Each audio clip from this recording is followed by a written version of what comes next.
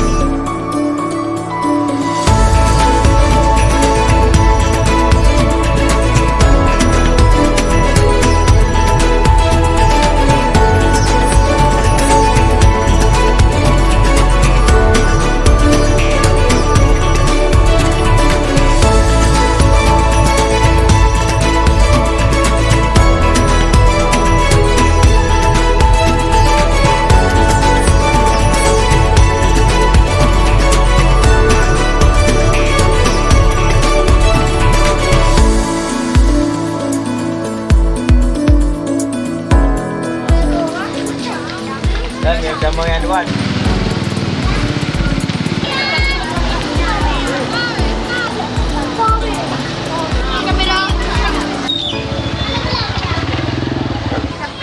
Ini aku iya ni.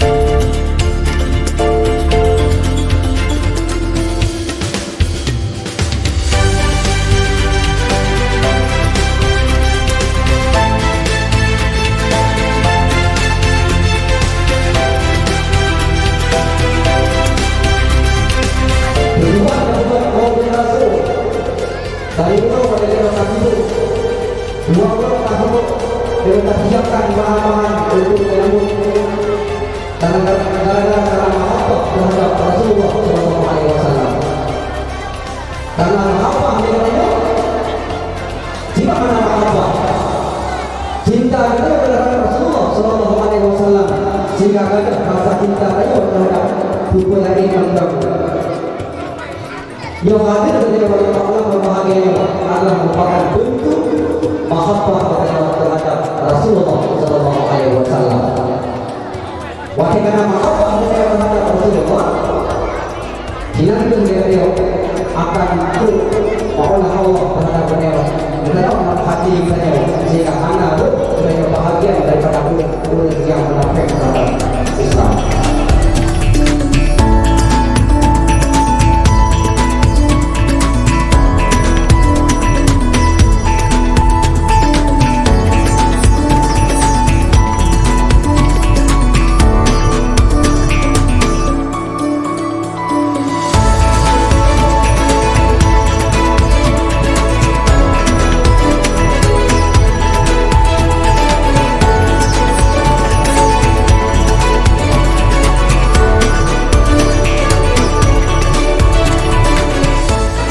Hadir dengannya malamnya adalah untuk kapraya urut yang kali diperaya oleh Allah.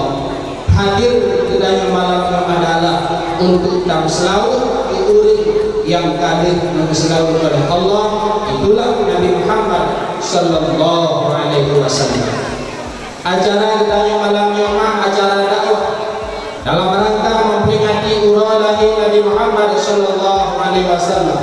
Kajian keadaan baiknya di Aceh setiap datangnya bulan Rabiul Awal, tanya habis yang berdakwah, habis yang berkandungi mulut, yang tujuan kita yang berbantu adalah untuk tabraya, untuk kemuliaan Rasulullah.